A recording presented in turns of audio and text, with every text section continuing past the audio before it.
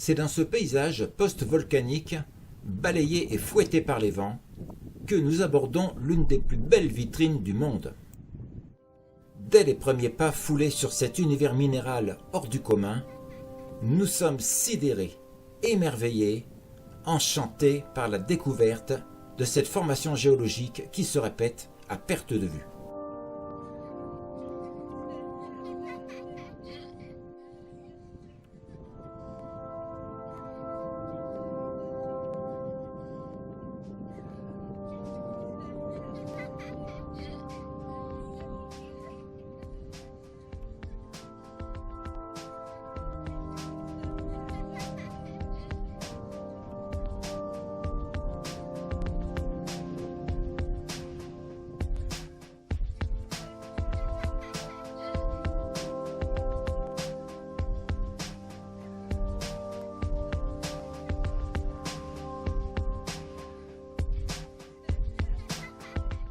Chaque visiteur qui s'empare des lieux est bluffé par la beauté et l'étrangeté du paysage et vit le bonheur à chaque instant, car ici, on lit sur l'expression des visages la joie d'être ici plus qu'ailleurs.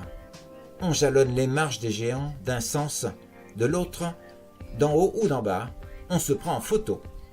On est là et on y reste même si la bise nous glace les sangs, parce qu'on se sent bien à la chaussée des géants.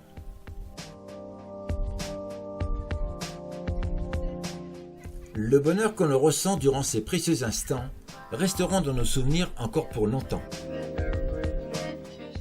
L'admiration qui habite les uns les unes et les autres s'exprime par le simple fait que l'endroit est magique et que ces pierres nous renvoient une énergie de bien-être, comme si nous étions sur une autre planète.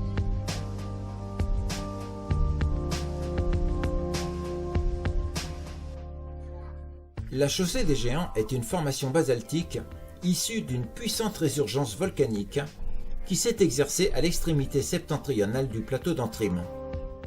Le site de toute beauté est particulièrement caractérisé par 40 000 colonnes hexagonales, verticales juxtaposées et disposées minutieusement dans une dénivellation successive de paliers.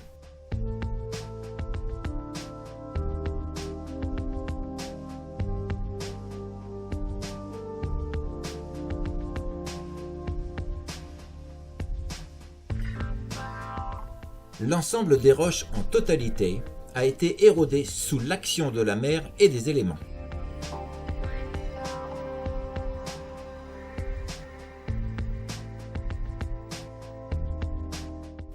Ce paysage surréaliste évoque un pavage qui débute depuis la falaise pour venir mourir dans la mer.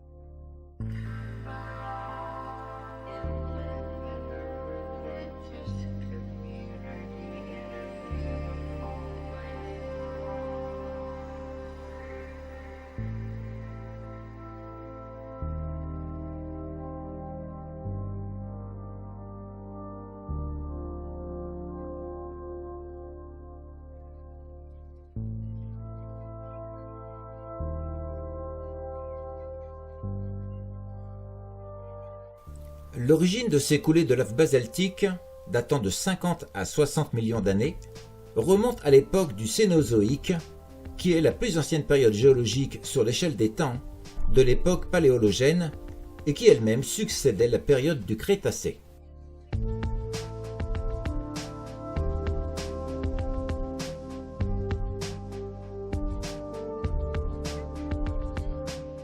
La morphologie de cette falaise et du promontoire du plateau d'Antrim, entièrement d'origine volcanique, s'étend ainsi sur des kilomètres à la ronde et est constituée exclusivement de milliers de prismes dont les plus grands atteignent une douzaine de mètres de hauteur. La section de la plupart d'entre eux est de forme hexagonale, alors que 30% de ces colonnes basaltiques sont pentagonales et que d'autres sont formées de 4 faces, ou bien encore de 7, 8, voire de 9 ou 10 faces, puisque c'est la formule chimique de la roche, conjuguée au contexte de refroidissement, qui détermine le graphisme de la section. La section des prismes, qui souvent se sont cassés comme du verre, sous l'effet de l'érosion et de la pression, peut présenter une section aussi bien plane que convexe ou concave.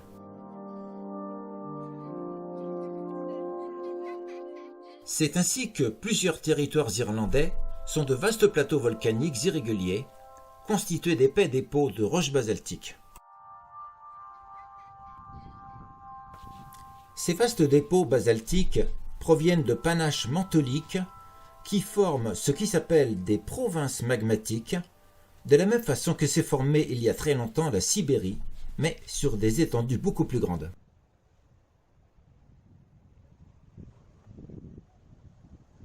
La chaussée des géants est restée inconnue du grand public jusqu'en 1693, l'année où Sir Richard Berkeley, membre du Trinity College de Dublin, présenta à la Société royale de Londres pour l'amélioration des connaissances naturelles un article s'intéressant de près à ce site fantastique.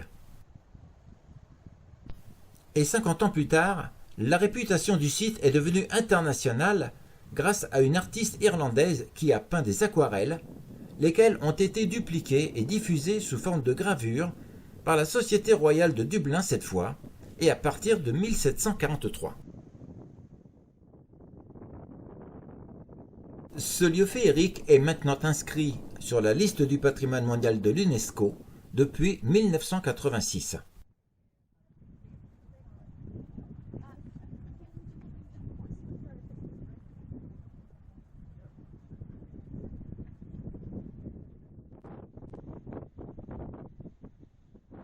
N'hésitez pas à vous abonner pour suivre les autres épisodes et me laisser un petit pouce bleu si vous le voulez bien. Merci.